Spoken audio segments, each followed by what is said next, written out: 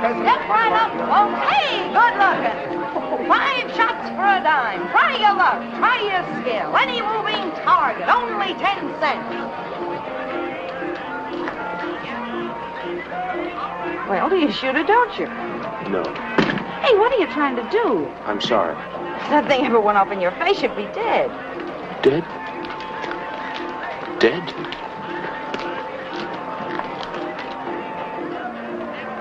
Say, maybe you can help me. I'm looking for someone. 5 shots for a dime, mister. That's all we sell here. His name's Alfredi. He guessed my horoscope. Please tell me what it is. Look, chum, I don't know you, Mr. Alfredi. People around here come and go too quick. How long ago did you see him? How long ago? I don't remember. What street is this? Davis Street, just off guard. What's the matter? You a stranger here? Davis Street.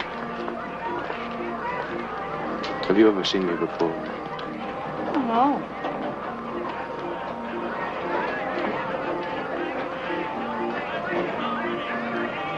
Step right up, folks. Shoot. 5 shots for a dime. Any moving target, only 10 cents. John Foster, 2245 Jefferson Place, age 28. Hospitalized for bomb shock and combat fatigue. Released as cured. You're entitled to Army treatment, you know. Yes, but if I do that, my fiancée... Well, I didn't want her to know about this. Oh. What seems to be troubling you? Well, it's nothing very serious, I guess. It's just that I get confused. Sort of lapses of memory, perhaps? Yes, I find myself in strange places without knowing how or why I came there. What is that, Doctor? What does it mean? Well, that's a condition known as fugue. It arises from hysteria, but it isn't particularly serious. Have you had these lapses before? No. Well, I can't understand why this should happen now. Uh-huh. You're afraid of something. I have nothing to be afraid of. With your history of shock, some memory which your conscious mind has repressed may have assumed an abnormal importance to your subconscious mind. By the way, you spoke of a fiancé. Are you really in love with the girl? Yes. Any obstacles to the marriage? No. Tell me, have you had any recent illness or emotional upset? No. When did these attacks start? Well, shortly after New Year's. I've had 3 or 4 of them. Each time I find myself in the same part of town. Garth and Davis Streets. It's a place I've never been before. It gives me the shudders to think of wandering around in a trance. You're not, though. Your subconscious mind knows what you're searching for, even if you don't. You say you've never been there before. Not that I can remember.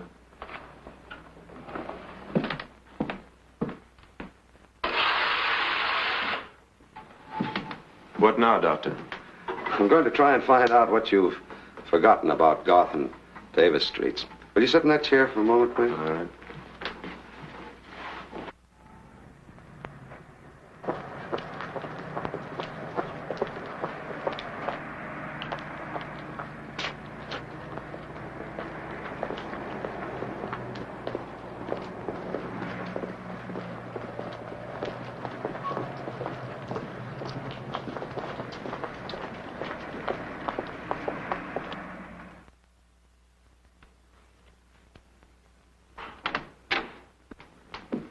afternoon. Good afternoon. May I see Dr. Ordway, please? It's very important. I'm sorry, Dr. Ordway isn't seeing any more patients today. I'm not a patient. Oh, you are Dr. Ordway, aren't you? Yes? May I see you for just a moment, please? Well, it's after hours. I'm sure Miss White can give you an appointment for tomorrow. Oh, this is very urgent. Please, it can't wait. Very well.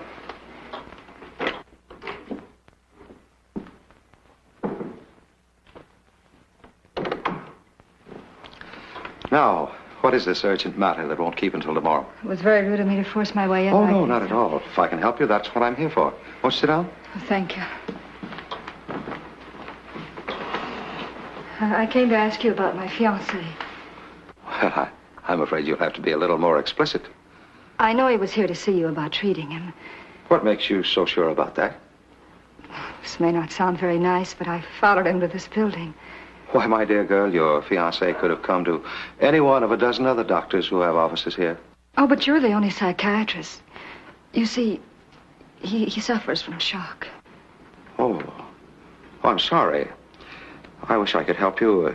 But you see, if your fiancé did happen to be a patient of mine, I couldn't violate his confidence. Oh, can't you understand? I'm engaged to the man. I love him. I've got to know whether he's all right, whether the marriage is... Oh, please help me. Now, there's nothing to be upset about at all. You talk to your young man understandingly, and I'm sure that he'll tell you what you want to know.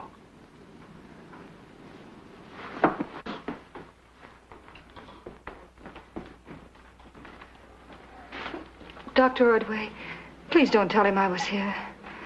And I'm sorry to have been such a nuisance. No, you weren't a nuisance at all. Goodbye. Goodbye.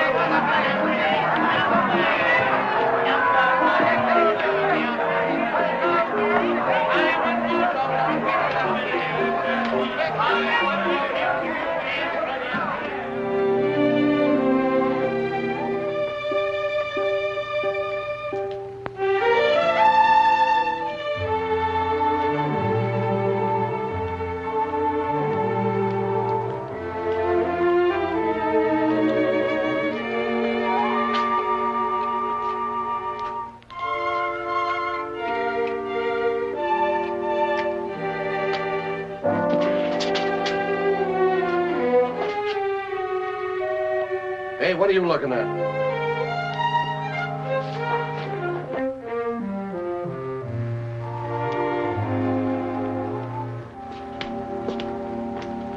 Good evening, gentlemen. You got a light? I'm just 2 drinks behind your pal here.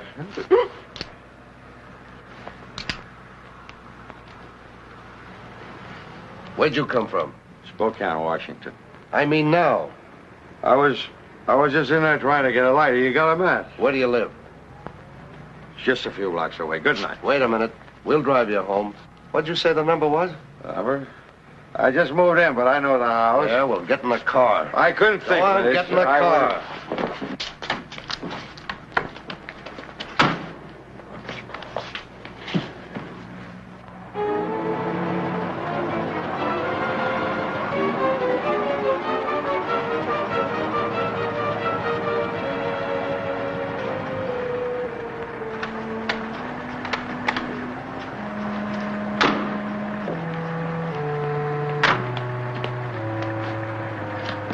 Sure this is the house?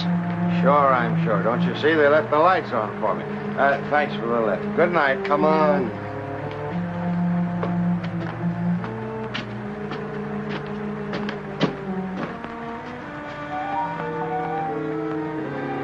Never mind. It's open.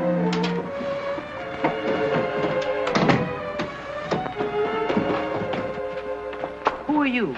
What do you want? There's been a murder committed. Where's your telephone? There.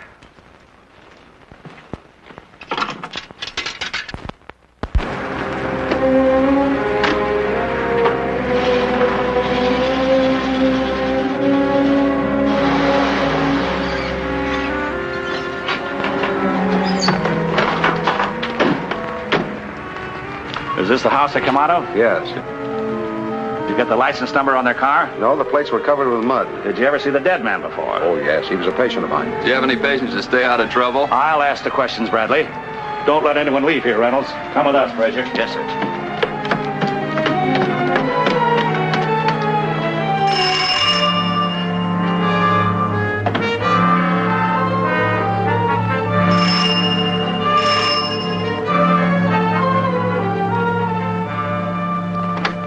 Ain't you got nothing better than doing to come around here waking respectable people up at this hour? Let go of me. 3 men left here less than 30 minutes ago. Well, so what? This ain't no jail. One of them was dead. He'd been shot. You must have let them out because you turned off the porch lights after them. Porch light? Oh. Yes, I did turn the porch light off. I found I left them burning by mistake, but I didn't see nobody and I didn't hear the door close. I don't suppose you heard a shot either. Shot? There'd been no shooting in this house. Where's your room? Well, it's down the end of the hall. Have a look, Bradley. But it's in a kind of a mess. That's exactly why we're going to have a look.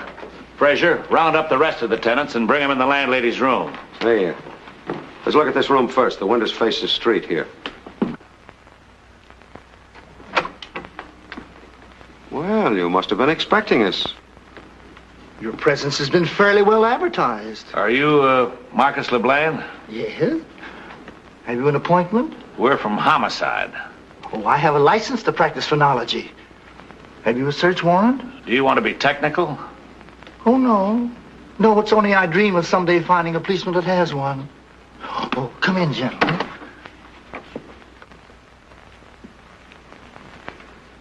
Have you noticed anything unusual tonight? No. How long have you been asleep? Oh, since 10. 2 men drag a body past your door, down the stairway, across the sidewalk, right under your window, and you didn't hear a thing? No. And I'm a light sleeper. Maybe your hair was in your ear. What's this in here? Oh, excuse me. My bedroom. Did you ever go by the name of Alfredi? No. What are you driving at? Well, I'll explain that to you later. You gentlemen have something you want to discuss in private. Please go out in the hall. I want to get back to sleep. You're not the only one. Come on now, tell us who those men were and we'll let you crawl back in your nest. But I tell you, I never saw him, honest. Well, that seems to be his story. He's sticking to it. Come on, come on. Oh, no. We're ready for you, Inspector. Okay, just add this to your collection. Might at least let me get my necktie. See you in a minute, Bradley. How long was this man a patient of yours? He came to me about a week ago. What's his name and address? He called himself John Foster, but I don't believe that was his right name. Why not? Well, because he didn't keep his second appointment with me. I tried to get in touch with him, but I found the address he'd given me was non-existent, so, well, the name was probably phony, too. Maybe the whole story is. No. Most psychiatric patients are secretive. They're afraid for a mental condition. What do you think caused his condition? Well, I found out that several years ago he came to this neighborhood on a slumming party, and he had his horoscope cast by a man named Alfredi, who told him that he'd meet a violent death this year. Sounds like a lot of malarkey to me. Come on, let's go and see what Bradley has rounded up for us.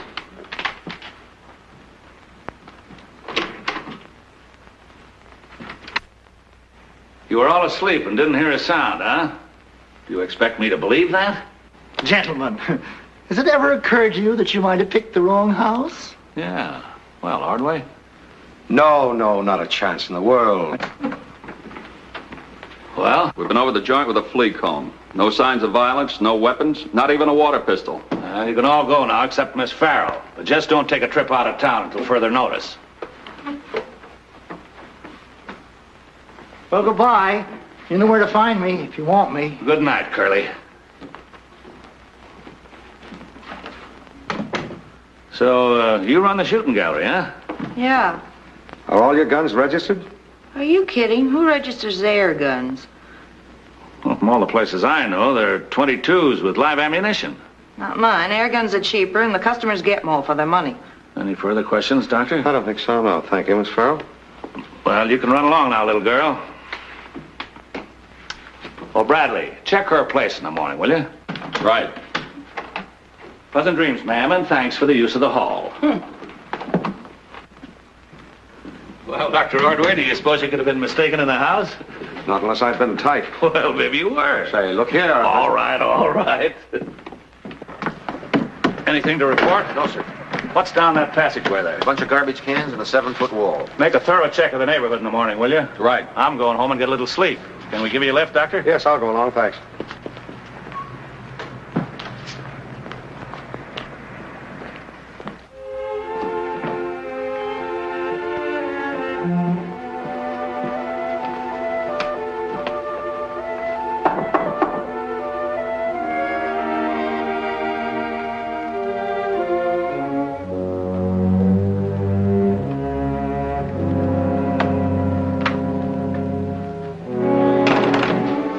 Get rid of it? You'll never find any trace of that one. Good. There's the balance I owe you.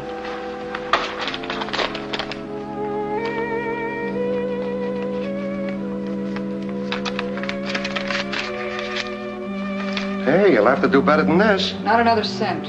I've already paid you 3 times your original price. Let's not talk about the original deal. The bargain you made with Alfredi didn't include any partner murder. But this is just peanuts. That's too bad. It's all the money I have. Yeah, well, you'll have to double the ante and like it. We found out your family's rolling in dough. They wouldn't give me a nickel. They might, if they knew it was to save you from the hot seat. Tell anyone about me, you'll only involve yourself. Yeah, well, there's ways of doing those things. And don't forget, we just gave you a hand with the cleanup. We didn't kill anybody. Neither did I. I'm protecting someone, remember? Get the money from him, huh? We don't care who pays it. We come back for it tomorrow night.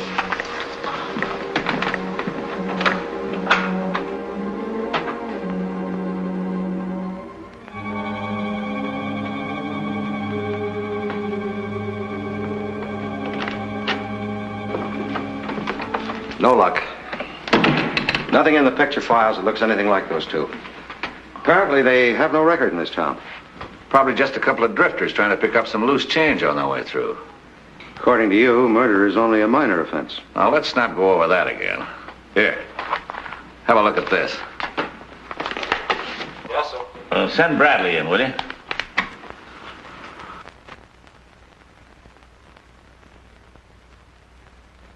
Dr. Robert Ordway was gained wide fame as a crime doctor because of his spectacular work in assisting the police on many homicide cases.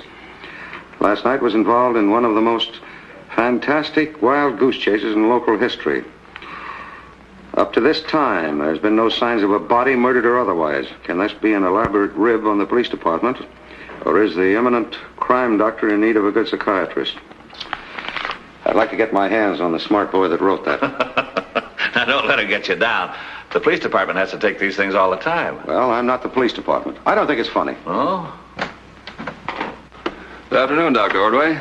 Sent for me, Inspector? Yeah. Tell the doctor what you found out, Bradley. Oh, we checked the whole neighborhood right down to the cop on the beat. Found nothing. We even climbed over the wall at the end of that alley.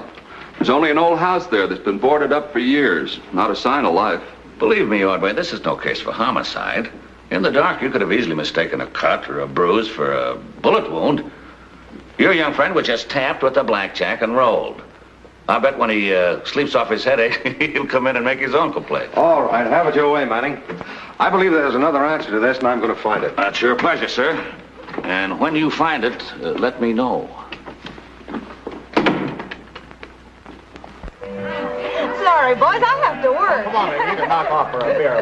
2 beers. 5 shots for a dime, Sam. Well, it's always hell here. Shoot, step right up, folks. Try your skill. Only... I'll try. Joe. Thank you.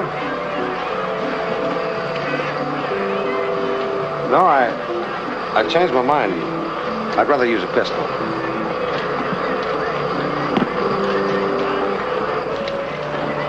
Well, it's a wicked little contraption, isn't it? You know, it's amazing how they sell these to children for toys. But at close range, they could be as deadly as 45s. How about a match for $5?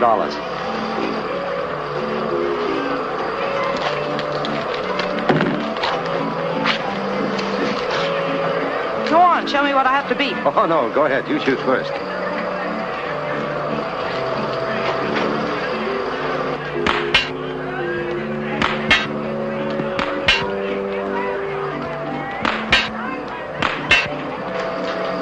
That's marvelous. Hell, don't you worry. I'm not even going to try. Here you are. You lose $5 awful easy, mister. Good night. Wait a minute. Just a minute, Miss Farrell. Can't you leave me alone? I've had enough of the police. I'm not a policeman. That's why you need to be afraid to talk to me. There's nothing to talk about, mister. You're wasting your time. Wait a minute. You're going to waste a lot of your time in jail, Ruby, unless you're willing to cooperate with me. Take over for me, Joe.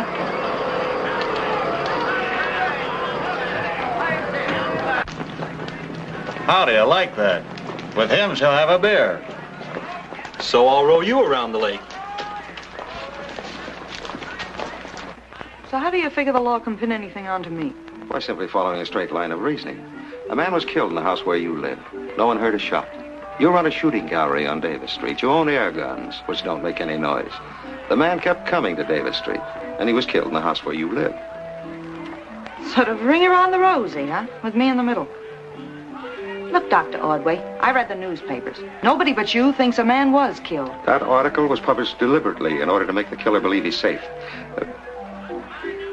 Thank you. By the way, how do you keep track of your air guns? How would you know if one was missing? I count them every night. Mm-hmm. How many have you? More than enough for the trade I've got. And you haven't missed any lately? Once in a while, some kid'll lift one. Mm-hmm. Do you report the theft every time? Why should I? Who cares about a popgun? Wait a minute. I'm afraid the police wouldn't accept that excuse. I don't care whether they do or not. If they were really smart, they'd concentrate in that vacant house on Dexter Street and forget about me. That's all right. They've already been there this morning. And they didn't find anything? No. It's boarded up tight and quite vacant. Well, it wasn't vacant last night. I can see it from my room. There was a light coming through the shutter, like somebody walking around with a candle. Why didn't you tell us this before? It wasn't any of my business. Oh, you mean you didn't want to get mixed up in this mess, huh? Right. Only thanks to you, I mixed up in it for good. Yes, well, come on, let's take a little ride, and we'll have another look at that house.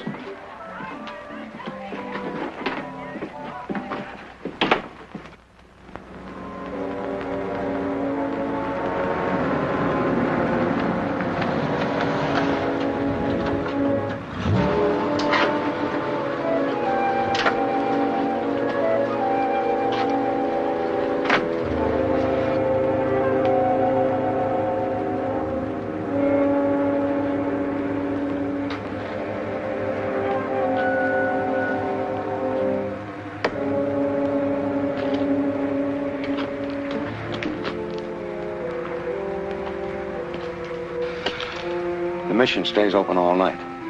If the murder was committed in this house, they had to take the body out the back way. Over the wall and down the alley past the rooming house. That's right. Have you ever noticed lights in here before? No. You're not going in there alone, are you? Why not? If someone only borrowed them to commit a murder, they're not likely to be hanging around. Oh, but hadn't you better phone the police? Got a search warrant or something? No, I won't be charged with illegal entry. You wait here.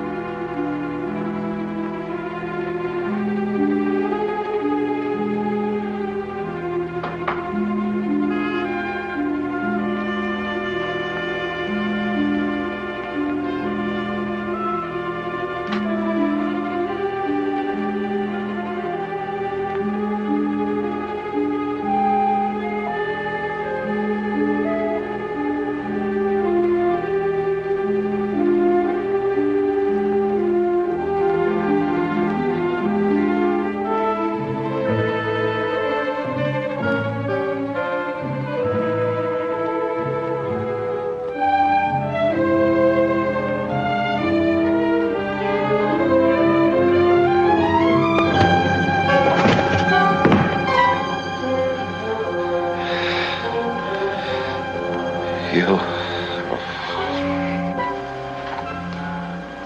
That's the same fellow we bumped into last night. Yeah. Oh, what are we going to do with it? It's a cinch we're not going to take him with us. Come on, get your hat. Let's move.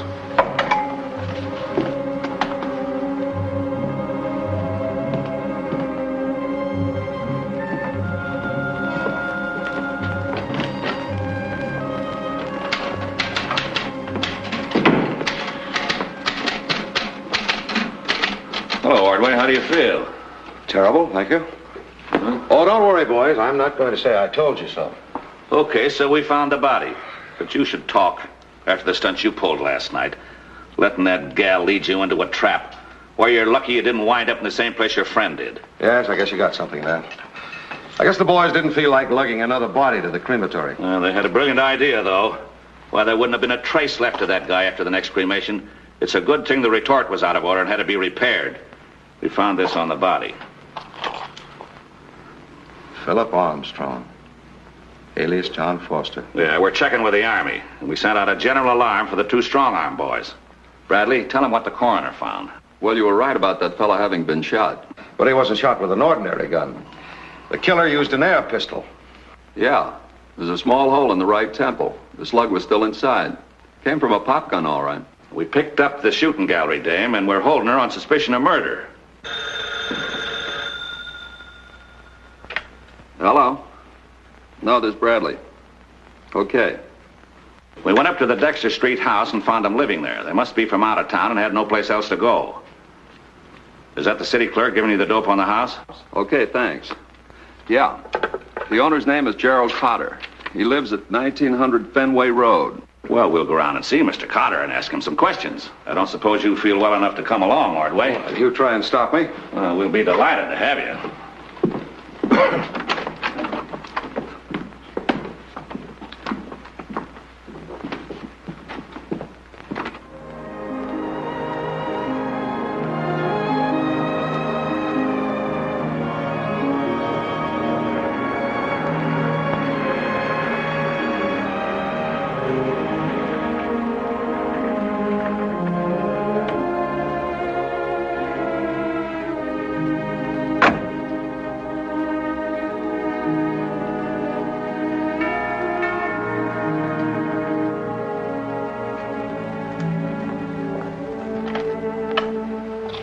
Yes? I'm Inspector Manning. We'd like to see Mr. Cotter.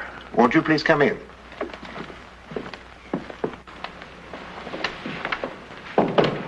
Kindly step this way.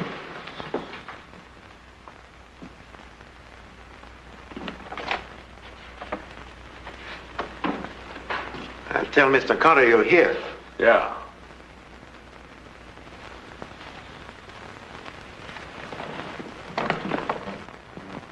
Wow. Nice, cozy little place, huh? Yeah, certainly is. Oh, say, look here, Manny.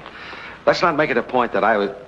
Well, you know, it wasn't exactly legal breaking into that man's house that way. If he wants to charge you with housebreaking, I can't stop him. But don't worry, I'll get you a nice, comfortable cell. Oh, thank you. Thank you so much. All right. You wish to see me? Are you Gerald Cotter? Yes. I'm Inspector Manning. This is Dr. Ordway. Why did you wish to see me? It's about that house of yours on Dexter Street. What about it? Who are the two men living there? Did you hire them as caretakers? You must be talking about another house. My place hasn't been lived in for years. Oh, it's yours, all right. And we have reason to believe that a man was killed there a couple of nights ago. But that's preposterous. My house has been locked and boarded up, and I have all the keys. Well, just the same, we can prove that the two men were there last night. And we've been able to identify the body as that of Philip Armstrong. Philip Armstrong? Irene. He's dead. I heard you say it. Philip's dead. I'm afraid so, Miss Cotter.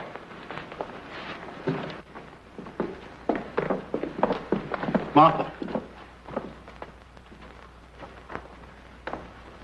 Isn't there anyone closer to her than a servant? Irene and I are the only ones left of the family.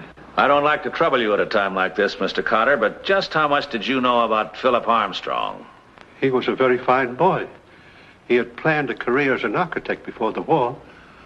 Oddly enough, he and I had discussed remodeling the old house only the day before he was killed. Did you give him the keys to the place? No. I think I told you I had them all in my possession. Well, maybe Armstrong passed by there that night, noticed lights inside, and went in to investigate. That seems the only explanation. He certainly was not involved with men like that. The house is partly furnished, Mr. Carter. The bedroom upstairs seems to be more or less intact. May I ask why? My wife died there. I've kept the room as it was. I suppose you think that's very sentimental and foolish. No. No, I'm a doctor, Mr. Carter, so I understand perfectly. Well, I guess that's all for now. Well, goodbye, sir. I'm sorry that we had to be the bearers of such tragic news, but if I can be of any help, please call me. Thank you. Goodbye. Goodbye. Goodbye, Mr. Carter.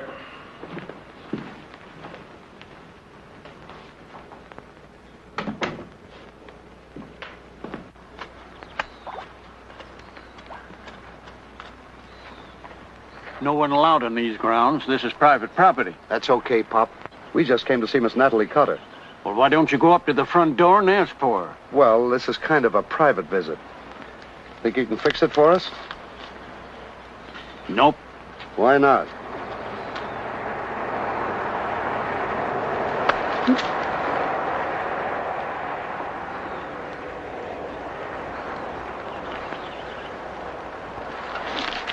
I asked you why not. Because Miss Natalie ain't here. She ain't been here for 3 years.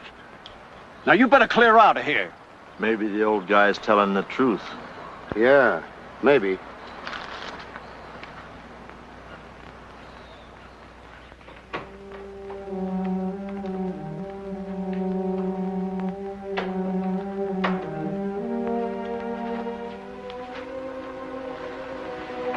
Here, dear, drink this. It will help you sleep.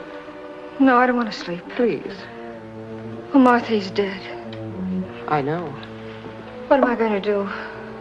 God never gives us burdens greater than we can bear. Martha, you don't know. Irene, baby. If Natalie were here, she'd help me. Natalie always helped me. Why don't you try to take a little nap? No, I can't. Would you like me to call your father? No. Though he forced Natalie out of the house, he didn't care about my feelings then. You know, Martha, a long time ago when I first met Phil, Natalie warned me against falling in love with him. She said he'd bring me nothing but sorrow. Irene.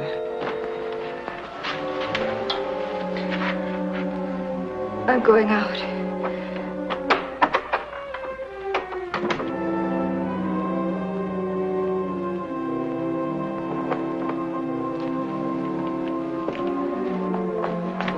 Irene, where are you going? Out anywhere away from here. You never have forgiven me, have you? Why did you send her away? I need her so badly now.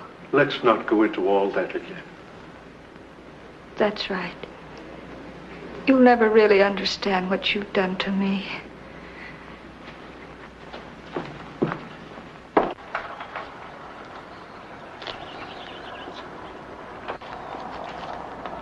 Oh, Miss Irene. I heard what happened. I'm awfully sorry. Thank you. Do you think I could see Mr. Cotter now? Why, Tom? There were 2 strange men here asking for Miss Natalie. Natalie? Who were they? What did they look like? Oh, they were no good. They even tried to get rough with me, but I drove them away.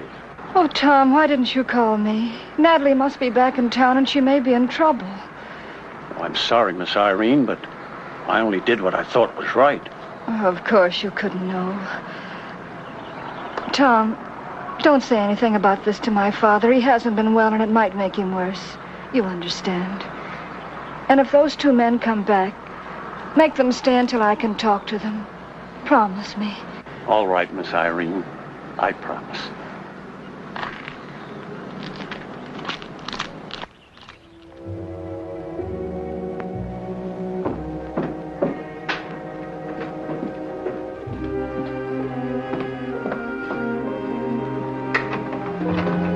It's about time you showed up.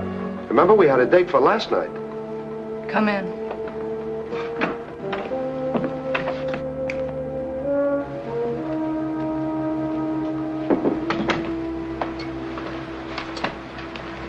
We thought maybe you ran out on us. Really? I thought you'd be doing the running. Have you got the money? Nope. Did you go see your old man? Sure. She's lying. We were there. You shouldn't try to fool us. What did you expect to gain by snooping around my father's place? You read the papers, don't you? After last night, this town is too hot to stall any longer. If it hadn't been for your stupidity, the police never would have known there'd been a murder. Save it, save it. I know what you're trying to do. But look, sister, if we have to blow town without that dough, okay. But from somewhere along the road, there'll be a phone call to the cops that'll put you right in their laps. You'd do that, wouldn't you? All right. No use getting upset about it. I'll get you the money somehow. Well, that sounds more like it.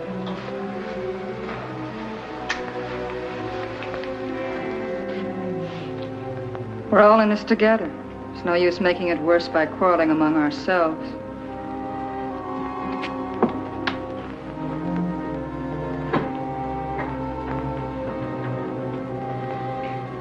I'll fix you a drink.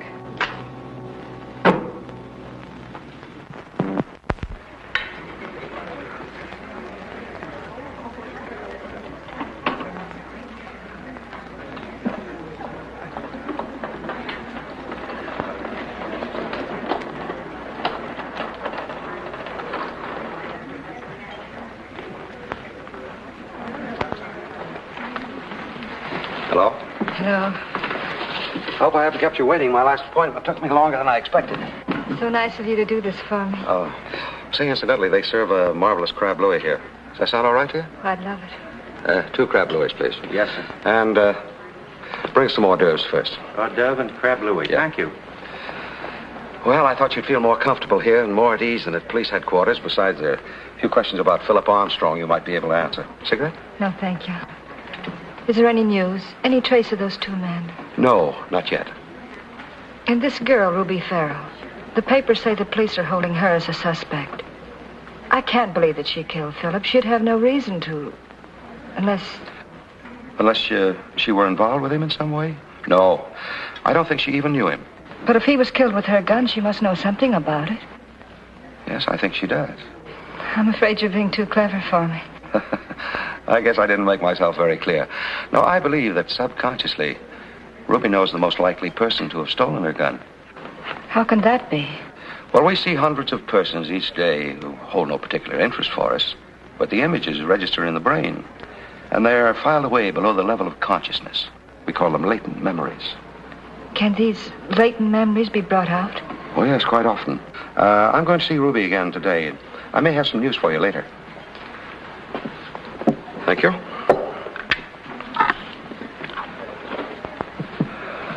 You seem to have stood the shock remarkably well. I don't know that I have. It's more that I feel completely numb. I haven't even cried. Well, that'll come later. Don't try to hold it back. Natalie used to say that crying was a sign of weakness. She said I did too much of it. Natalie? My sister. Oh, I didn't know you had a sister. Oh, yes. She practically brought me up. I guess I depended on her much too much. She was so strong and capable, and I needed someone to lean on. Where's your sister now? I wish I knew. She left home 3 years ago, and we haven't heard from her since. I see. Well, I seem to be asking all the questions. What was it you wanted to know, Dr. Ordway? Well, the main stumbling block seems to be that we can't find any motive for Philip Armstrong's death. And the inspector's theory is just too pat to be convincing. Tell me, how long had you known Philip? Since before the war. Oh. Call for you, Dr. Ordway. Oh, thank you. Hello? Oh, yes, Inspector. Oh. What's the address again? All right. We'll be over right away. Right away. I'm sorry, Miss Carter. I'll have to leave now. Inspector Manning thinks they found those 2 men. Oh, I hope they're right. You'll know them when you see them. Yes, I will, of course. I'll phone you at the house a little later. And I'll take care of the check on the way out. Bye.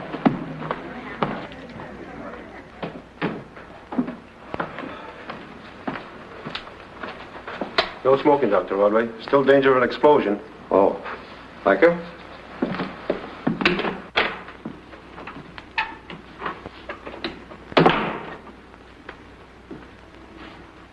Hello, Hardway. Hello, Inspector. Come on in, have a look.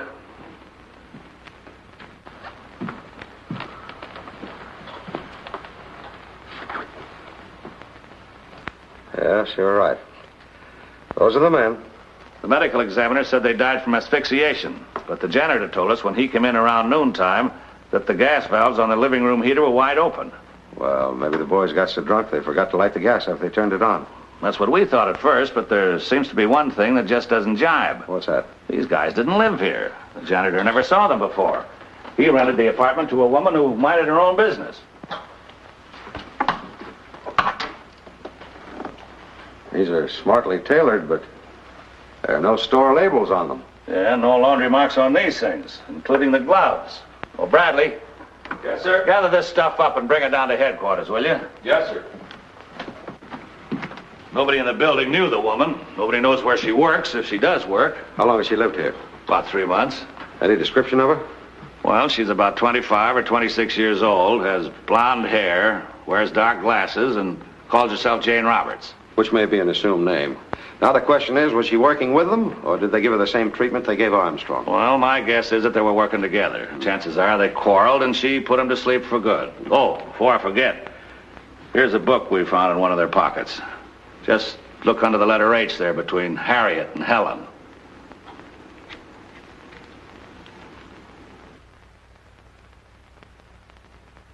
Alfredi. Yeah, I remembered that routine you gave me about Armstrong and his fortune teller, and I thought it might interest you. Well, you can say that again. I'm going to have him picked up. Why don't you come down to headquarters with me now? All right.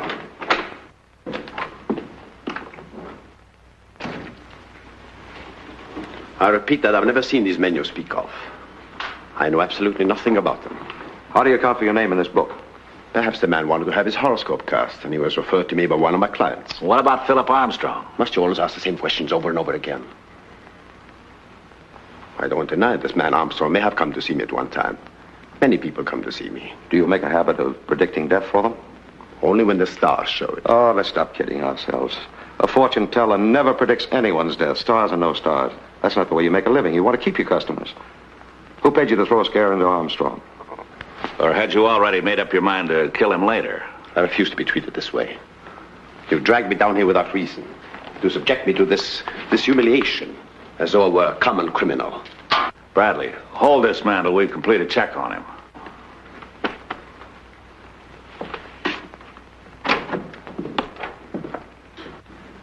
If you're right about Hempstead framing Armstrong, then the motive for his murder dates back a long time. Look, while you're checking on Alfredi, I'm going to have a talk with Ruby Farrell. I'll be back shortly. All right. Now think carefully before you answer, because your freedom may depend on it. A blonde in her middle 20s, very well dressed, and wearing dark glasses. That's all you can tell me. Yes, that's all. Now, she very likely cased your place for a few days. She probably used your guns just like any other customer, and she may have come alone or with someone. Oh no. That's all right. Take your time. Now think. Wait a minute. I think I do remember now. Sure. The girl in the tailored tweed suit. It must have set her back all of $100. I remember thinking I'd give an eye tooth for one like it. Did she wear glasses? She sure did. Did she always come alone? Yes. Turnkey. Dr. Rodway, will you tell him to let me out now? I'll do all I can for you, Ruby. Believe me.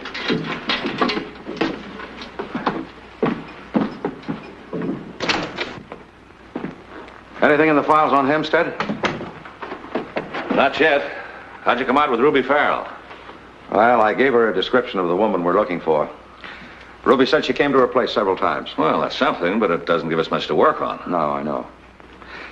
I've got a hunch that Alfredi knows more about this than he's willing to admit. Let's see if we can't bluff it out of him. All right. Yes, sir? Bring Hempstead in again. Right. Sit down. It's all yours.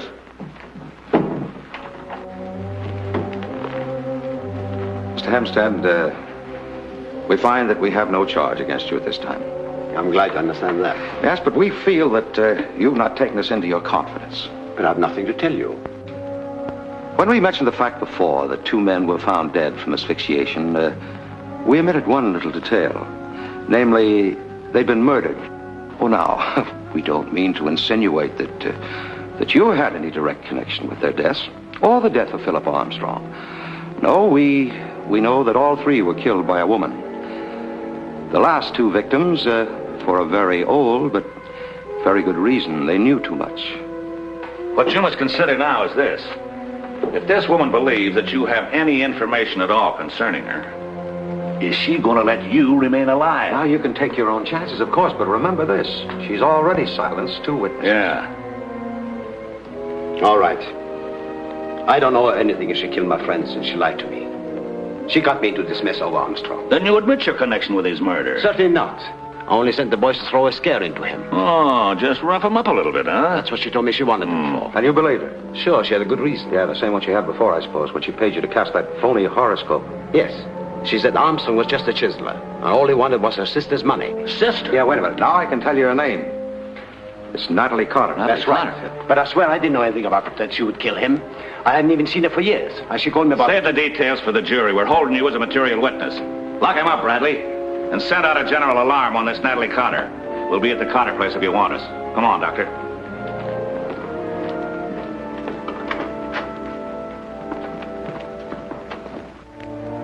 I can't believe what you say. I won't believe it. Natalie could never do such a thing. You must be mistaken. There must be some other explanation. Mr. Carter, I understand there has been some trouble between you and your daughter. Irene, will you go upstairs, please? No, you've always hated Natalie. I'm going to stay and see that you tell the truth about her. Please do as your father says.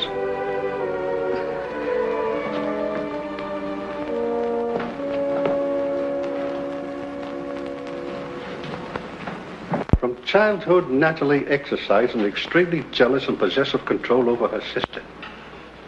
Poor Irene was so devoted to her that she never even attempted to assert herself.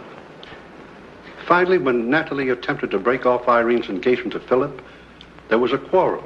And Natalie left home then? Yes.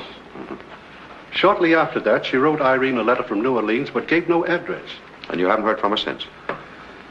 No. Then you had no idea that she was back in town? None. But I can promise you one thing. Even though she is my daughter, I will make no attempt to shield her.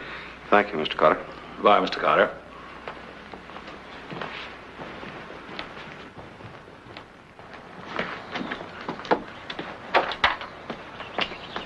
I don't think I'll go back just yet. I want to prowl around here for a while. What's the matter? Don't you trust the police department? Yeah, but it's my own time I'm wasting. I'll take a cab. I'll see you later. All right, Doctor. This is an outrage. A positive outrage. I can hear you. A You don't stab have at my to honor, shout you hear at me? me. A stab at my honor. wait a I minute. demand just do not argue with me. You are nothing. You will Listen, always be you don't have just to- nothing to me. Nothing. Oh, for Pete's sake, will you calm yourself? I will not calm down, and you will never make me calm down. I'm glad Never. you came in. Here's a new twist for you. Meet Mr. Herrera from Haiti. This is Dr. Orr. I do not care who he is. I will tell him too. I will tell everybody. I will sue you. I will sue your police department, your radio, your newspapers. What's this all about? This afternoon, as I sit in my hotel room, I hear from your radio that you are accusing my wife of murder. Your wife? You are searching for her. You want to hang her. And all the while, my poor Natalie lies dead in her grave. Wait a minute. Let's get this thing straight. You're the husband of Natalie Carter. Si, senor. For 2.5 years, I am her husband. And you say she's dead? 6 weeks ago, I buried her. I just arrived in town today to inquire about her estate. Have you been in touch with her father? No. Why not? Because first I want to see a lawyer. And now I will see many lawyers, many lawyers. Is my poor wife to be accused of murder while she's up there among the angels? Am I to receive this insult? Listen. From what we know, Natalie Carter isn't sitting around with any angels. And she'd just love to have us think she's dead, because then we'd stop looking for her. Are you calling me a liar? Oh, wait a minute. Wait a minute. The inspector may seem a little blunt, but he has to make sure you're telling the truth. I will make you pay for this. I will make you pay and pay and Bradley! pay. Bradley! Take this man out of here and hold him till we check on his story. Right. I will sue Come you. along. I will sue you. I will sue you. All right, sue me. Hey, if that guy's right, do you realize what he could do to me? Oh, but he's got to be lying. Don't you think? Why, too many people have seen the woman. Now, look, relax, Manny, will you? I have a hunch that you'll be able to take Natalie Cotter into custody by tonight. Now, I'll phone you later. Ordway. Oh, so sue me.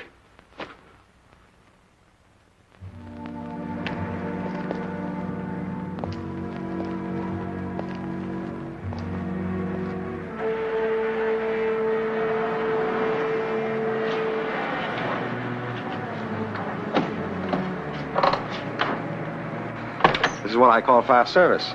Seems though I just hung up the phone after talking with you. Well, I'm sorry I behaved so badly this afternoon. Oh, please don't apologize. I understand. Thank you. Dr. Ordway, I still can't figure out what you expect to find here after the police made such a thorough search of the place. I'd like to have just one more look at your mother's room. All right.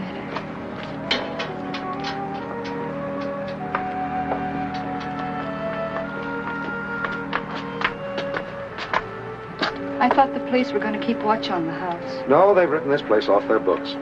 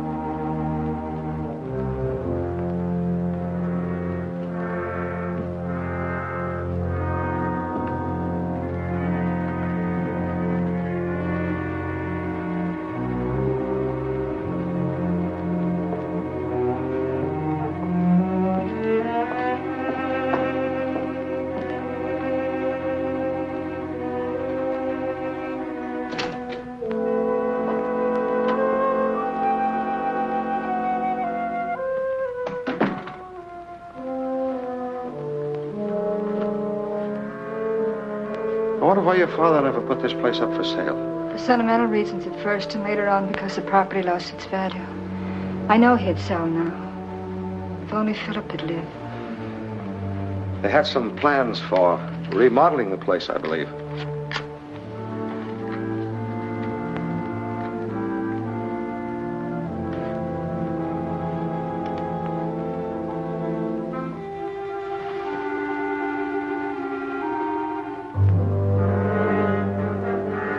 Have you found something? Yes, I've got to call Inspector Manning right away. I wonder if you'd do me a favor. Of course. Would you go next door and telephone for me? I want to stay with this. There may be more evidence. All right.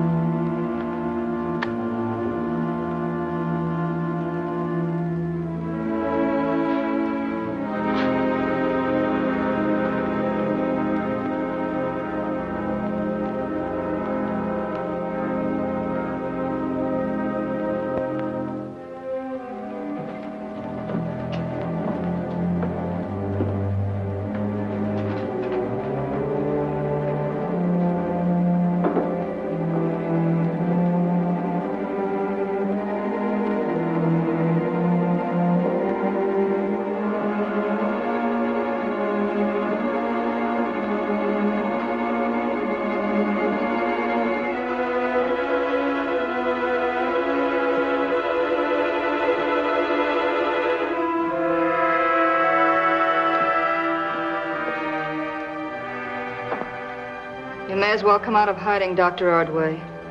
Saw you walk in here with Irene.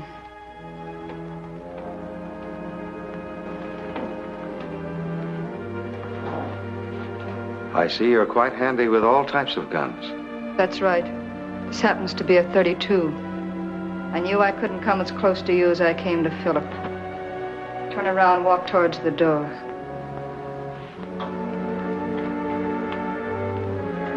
Aren't you forgetting about Irene? If she comes back, you won't be here.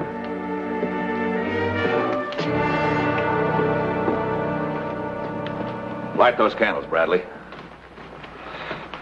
That was perfect timing, Manning. The signal came through the shutters okay. We saw the light go out.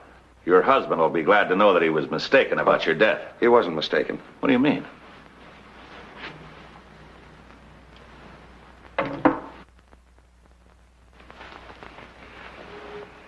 Irene Cotter. Yes, and posing as her sister Natalie. She committed the 3 murders. So your masquerade was just a trick to keep suspicion away from yourself, huh? No, Manning, no. The murder didn't cause the masquerade. It was the other way around. Well, it's way over my head. Well, I'll try to explain it briefly. Miss Cotter is a typical example of a rather unusual psychosis. As Irene, she was timid and repressed. That's why her sister was able to dominate her so completely. After Natalie left, you were totally lost, weren't you? And the only way you could adjust yourself was by literally assuming her identity. The pretense eventually became an actuality. She underwent a complete psychological split. And during such times as she was impersonating Natalie, her thoughts and her actions became those of her sister. And Armstrong somehow discovered this complex, didn't he? I was afraid he'd tell my father. He made me promise to come to you for help. Well, why didn't you come? I was afraid you'd put me away. I knew Philip would keep insisting. It was the only way I could save myself. So you stole the gun from Ruby because it couldn't be traced. Then you made a date with Philip to meet you here. And you turned the tables on him the way you did with me. All right, Bradley, take Miss Cotter down to the car. Pick up that coat she dropped by the front door. She was wearing it over the clothes she has on now. This is what turned the trick. She actually believed that she left her glove here. Yeah, this has been a strange case, Manning. Armstrong with fugue and the Cotter girl with a split personality. Split personality? Well, say, Doctor, I'd like to have you see my wife. Split personality? No personality.